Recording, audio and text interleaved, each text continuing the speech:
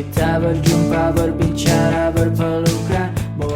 Halo semuanya, perkenalkan nama saya Melody Cahaya Tarigan. Saya dari kelas 4 SMA Cahaya Medan. Dan pada kesempatan kali ini saya akan menjelaskan mengenai bagian-bagian sungai.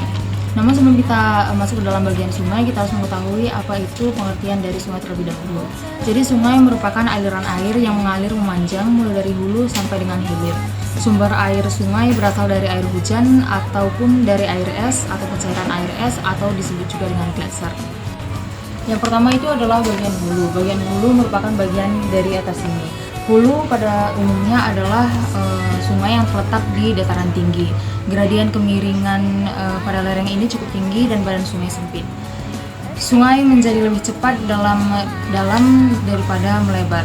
Lembah sungai di wilayah ini berbentuk huruf V. Lalu kecepatan aliran sungai cukup besar sehingga energi aliran mampu membawa partikel yang berukuran besar untuk diendapkan ke bagian bawah atau hilir sungai. Lalu yang kedua itu adalah bagian sungai di bagian tengah sini.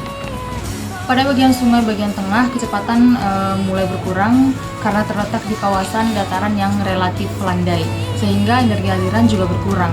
Oleh karena itu, partikel dengan ukuran besar mulai diendapkan pada bagian tepi sungai.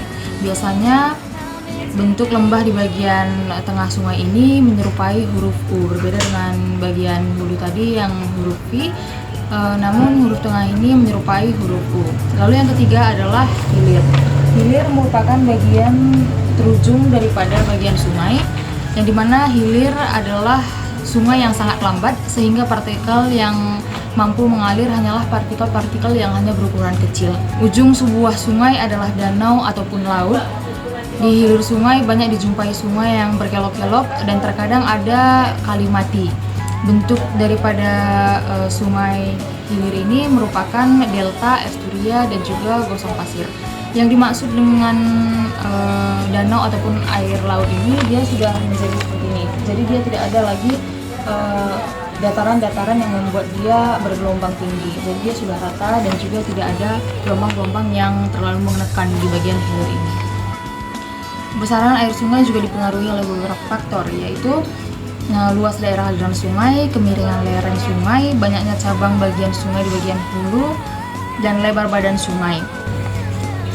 Baik, demikian yang dapat saya jelaskan atau saya sampaikan mengenai bagian sungai. Saya meminta maaf jika pada video saya terdapat kesalahan, baik itu secara memaparkan materi ataupun berperilaku. Terima kasih, saya Melody Cahaya Tarigan, pamit undur diri dan salam Imam Budi.